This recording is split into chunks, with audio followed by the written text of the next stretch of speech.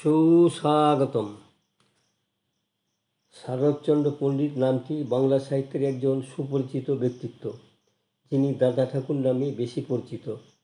তিনি ছিলেন লেখক, সাংবাদিক এবং প্রকাশক। তিনি জঙ্গিপুর সংবাদ পত্রিকা প্রকাশ করতেন, যেখানে তিনি নিজেই লেখক, কম্পোজিটর, প্রুফ রিডার এবং প্রকাশকের ভূমিকা পালন করতেন। এছাড়াও হাস্য রসাত্মক ছড়ার একজন সুপরিচিত সুরকার, লেখক এবং প্রকাশক এবং সামাজিক সমালোচক ছিলেন। এই প্রখ্যাত সাহিত্যিককে নিয়ে ইউটিউবের সাহিত্যের নবদিগন্ত চ্যানেলে আজকের ভিডিওটি হলো প্রখ্যাত সাহিত্যিক ও সমাজ সংস্কারক দাদা ঠাকুর। গ্রন্থনায় রবীন্দ্র কুমার চক্রবর্তী। দাদা ঠাকুর ছিলেন একজন সুপরিচিত রসাত্মক লেখক, প্রকাশক এবং সামাজিক সমালোচক। তার পৈতৃক নিবাস ছিল ভারতের পশ্চিমবঙ্গের মুর্শিদাবাদ জেলার দফরপুর গ্রামে। পিতা হরিলাল পণ্ডিত আর মাতা ছিলেন তারাসুন্দরী দেবী। ভাগ্যের বিড়ম্বনায় বাল্যকালেই পিতামাতাকে হারিয়ে অনাথ হয়ে কাকা রসিক লালের কাছে প্রতিপালিত হন। কলেজ জীবন থেকে যে ক্ষতটি তাকে কুরে কুরে খাচ্ছিল তা হলো সমাজ সংস্কারের ধারণা। তিনি কলেজ জীবনে কয়েকজন ভদ্র সন্তানের তথাকথিত ভাগ্যবাগীশ, আত্মভিমানী, পরনিন্দা, পরচর্চাকারী, অহংকারীকে দেখেছেন, যাদের মাটিতে পা পড়ে না। তাদের লক্ষ্য করে দাদা ঠাকুর লিখলেন, সি সি সি, পরের পয়সায় করবে ফুর্তি, শ্বশুরের কাছে কাবলি মূর্তি। অপর একটি কবিতায় তিনি লিখলেন, রাতের বেলা চুরি করি ভাই, দিনে ভজি হরি। দাদা ঠাকুরের ছিল অজানুলম্বিত দেহ, ইয়া লম্বা দাড়ি, ধুতি পরিহিত, গলায় পৈতে, খালি গা, কদাচিৎ গলায় একখানি উত্তরীয় এবং বগলে একখানা ছাতা। মাঝে মাঝেই স্কুল থেকে ছুটি পেলেই তিনি কলকাতায় চলে আসতেন।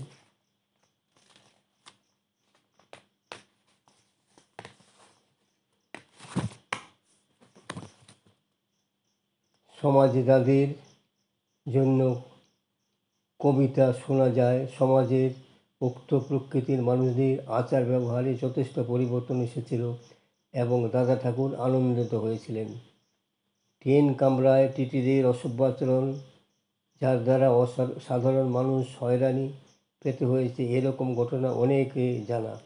একদিন কলকাতায় আসার সময় দ্বিতীয় শ্রেণীর যাত্রী হয়ে ইচ্ছে করে কামরার মেঝেতে বসে আছেন সেই পরিচিত ধূলিধূসরিত পদযুগল ও বস্ত্র পরিধান করে একজন সদাসাম্য ব্যক্তি। টিটি এসে বললেন, এ গাড়িতে যাওয়া চলবে না, সামনে স্টেশন নেমে যাবে। যত সব আপদ জুটে এসে।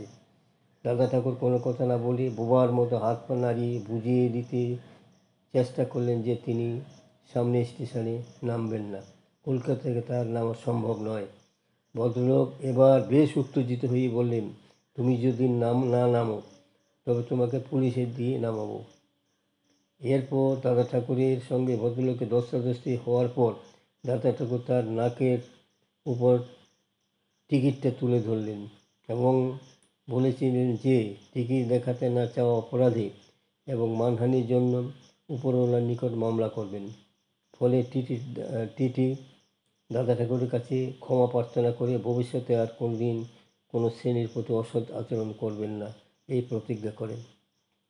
আর এক সামাজিক ব্যাধি দাদা ঠাকুরকে শিরায় শিরায় রন্ধে রন্ধে জ্বালা ধরাতো, তা হলো সামাজিক পণ প্রথা, যার জন্য গরিব মেয়েদের চোখের জল ফেলতে ফেলতে গলায় বরমালার বদলে পড়েছে দড়ি, আবার কারো ভাগ্যে জুটেছে প্রতিভাণ্ডারের অমৃতের বদলে গরল।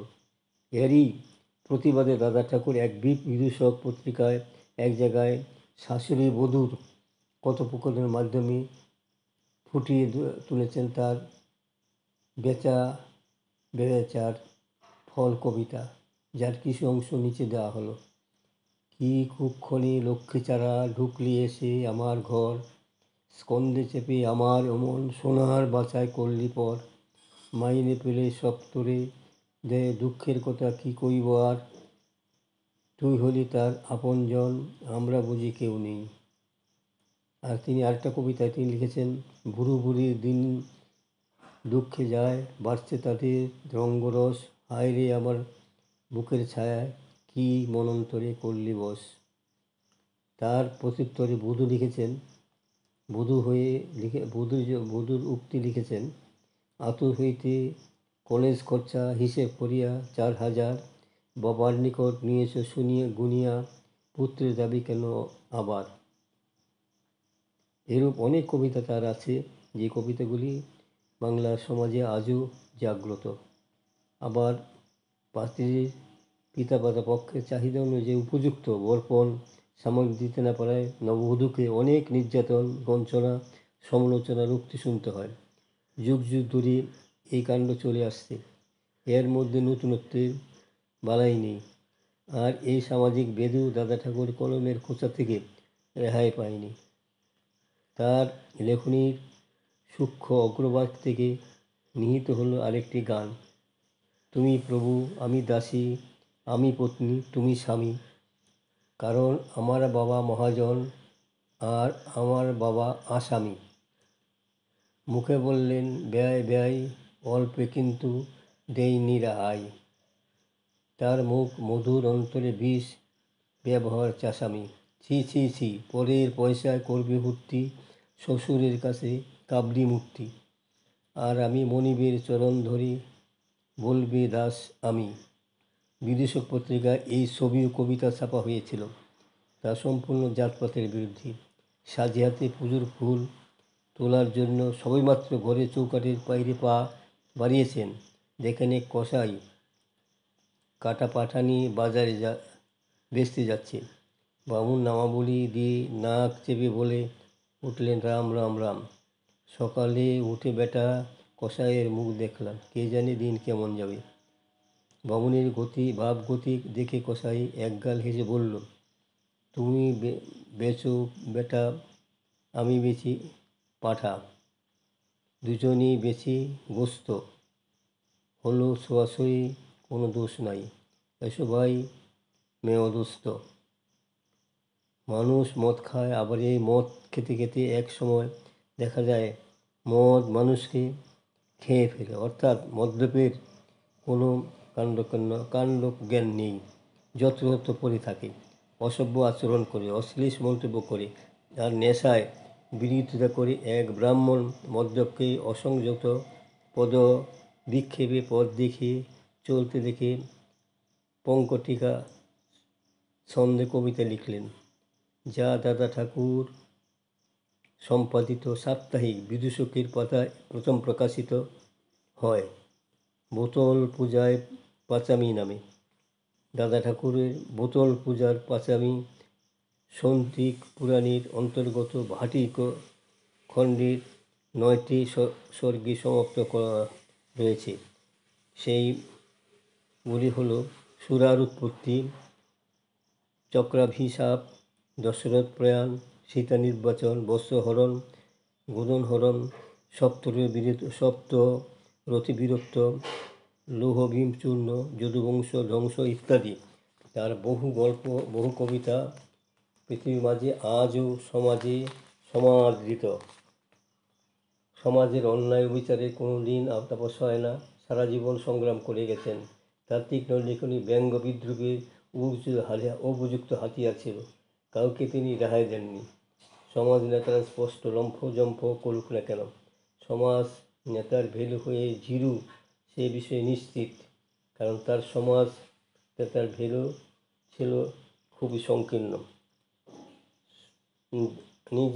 দাদা ঠাকুর নিজে ব্রাহ্মণ হলো, ব্রাহ্মণের আচার ব্যবহারের পরিবর্তন, সামাজিক মূল্যবোধের অবক্ষয়ের কটাক্ষ করে তিনি বলেছেন, আমরা কি আর ব্রাহ্মণ আছি ভাই, এখন জাত ব্রাহ্মণে দাঁড়িয়েছি। তার ব্রাহ্মণ লেখা সুন্দরভাবে আর একটি পরিস্ফুট গল্প আছে, কী ছিলে কী হলে তুমি, ভেবে দেখো মনে মনে, তোমার পতন অধপতন হয়নি কারো ত্রিভুবনে। এর উপরে তিনি অনেকগুলি কবিতা লিখেছেন যা আজও স্মরণীয়। গণতান্ত্রিক সমাজে মূল্যবোধের যে অবক্ষয় হয় তা নিয়েও তিনি উজ্জ্বল কবিতা লিখেছেন। এই কবিতার মধ্যে ধরা পড়েছে কীভাবে সাধারণ মানুষ এক মুঠো ভাতের জন্য মরে, আবার কন্যা বিদায় করার সময় পয়সাও থাকে না। আর অন্যদিকে সমাজের যারা নেতা মাথা তারা বড়দের সাহায্য করে, গরিবদের শোষণ করে। আর সেই করেই বলা তিনি একটা কবিতা লিখেছেন, গালে হাত দিয়ে কাঁদিছে বিধবা বসিয়া ভগ্ন কুটিরে, কাঁদিয়া কাঁদিয়া বুঝিবা অন্ধ হইল নয়ন কুটিরে। এইভাবে তিনি তার অনেক কবিতা রয়েছে যেগুলি আজও স্মরণীয়। প্রাক স্বাধীনতা যে ইংরেজদের অনুকরণে বাংলার যুব সমাজ পাশ্চাত্য অনুকরণে শিক্ষিত হতে লাগলো। ফলে বাড়িতে চাল না থাকুক বাবুগিরি ঠিকমতো চালাতে হবে। এদিকে দেশ পরাধীন অন্নহীন মহামারী অবস্থা, তার অন্যদিকে বাবু সাজার তালিম চলছে বাংলার প্রতিটি ঘরে ঘরে। এর প্রতিবাদে দাদা ঠাকুর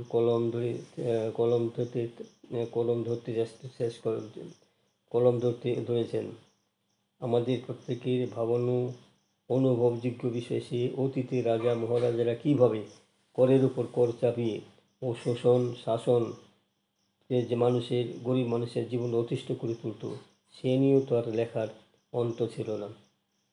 সেই রকমই রাজার বাড়িতে পুজোর জন্য নানান উপচার সবাই প্রজার ঘর থেকে আসত। ফলে ঘি দই যারা তৈরি করে তারাও বিনে পয়সায় যোগান দেবে, কিন্তু তাদের ভাগ্যে খাবার জুটবে না। জমিদার শ্রেণী রাজা মহারাজা এইভাবে প্রজাদের উপর নিপীড়ন করে পুজোর খবর আদায় করত। দাদা ঠাকুর উক্ত ঘটনার বিরুদ্ধে সোচ্চার হয়ে দিনে আঁখি কবিতায় তিনি লিখলেন, রাজার বাড়ি পূজার ধুম, এলেন দশভূজা, প্রবৃত্তি হলো না কিছু, নিতে রাজার পূজা। মা বললেন ও পুজো নাইকো কোনো ফল, রাজার বাড়ির সব জিনিসই দিনে রাখি জল। দাদা ঠাকুর শরৎচন্দ্র পণ্ডিত তার জীবনটাকে উৎসর্গ করে গেছেন সমাজ সংস্কারের জন্য। সারা জীবন তিনি ভণ্ডামি চন্দামি ইত্রামি প্রভৃতি সর্বপ্রকার আমির বিরুদ্ধে লড়াই করে গেছেন। যে আঘাত এতই মধুর যে লোকে চেয়ে ঘাড় পেতে নিয়েছে। আহত ব্যক্তি বলে উঠেছে দাদা ঠাকুর আর একবার। এমনই ব্যক্তি সমাজের অলংকার, জাতির ভরসা ও দেশের গৌরব। সুতরাং দাদা ঠাকুরের প্রগতিশীল চিন্তা ভাবনা যে কোনো যথার্থ শিক্ষিত ব্যক্তি তাচ্ছিল্য করতে পারে না, অনেকের দ্বারা গোষ্ঠীবদ্ধভাবে তা সম্ভব হয়নি, তিনি একাই তা অনেকটা সামনে এগিয়ে দিয়েছেন। তৎকালীন প্রশাসন সমাজ নেতা শিক্ষক প্রভৃতি পটভূমিতে দাদা ঠাকুরের এই বৈশিষ্ট্য চিন্তাসমূহ আজও স্মরণীয়। বন্ধুগণ, আমার এই সংক্ষিপ্ত ভিডিওখানি